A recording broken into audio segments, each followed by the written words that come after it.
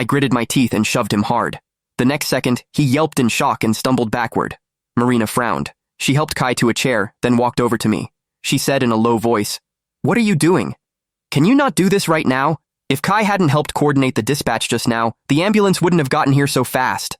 She looked at me with a disapproving expression. It was the exact way she had looked at me in the past, when she accused me of being overly emotional. Those memories flashed through my mind.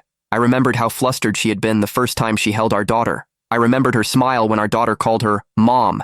I remembered us soothing the crying little Luna together in the middle of the night. Yet here she was, defending another man and blaming me. At that moment, all my feelings for her vanished. But my resolve became stronger. This time, I would make anyone who harmed Luna pay the price. Luna was soon wheeled into the emergency room. The red light inside was on. I let out a cold laugh.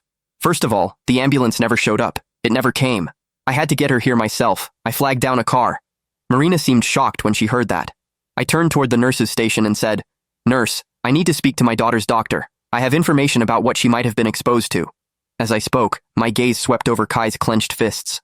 "I want to see if anything links back to him." Kai immediately became agitated. "Sean, I get you're worried about Luna, but you can't just throw around accusations like that." His eyes welled up with tears as he turned to Marina. "Marina, I just came by to help. I was worried that you might be overwhelmed. Why on earth would I hurt a child? I've only even seen her a couple of times." Marina frowned. She looked at me. Her face shone with frustration. "Sean Woods, you've been completely out of line all night." She took a deep breath, then said, "She had a fever. I told you to call 911. You hung up for no reason and tried to drive her here yourself. I told you an ambulance was faster and safer, but you screamed at me. You said that I—" She paused. A flicker of shame crossed her face, but she continued. "You said that I was trying to hurt our daughter. Fine. Let's say you weren't thinking straight. Before your tire was slashed, I called 911. Kai here was kind enough to help expedite things. He came to the hospital because he was worried, and you pushed him. Now you're telling the doctor about suspicious exposure and dragging him into this?" With every word she spoke, the few waiting family members and passing nurses glanced our way more intently. Is the dad having a mental breakdown? Someone tries to help, and this is the thanks they get? No appreciation at all. I get that he's stressed with a sick kid, but this is too much. Kai sighed and looked even more hurt.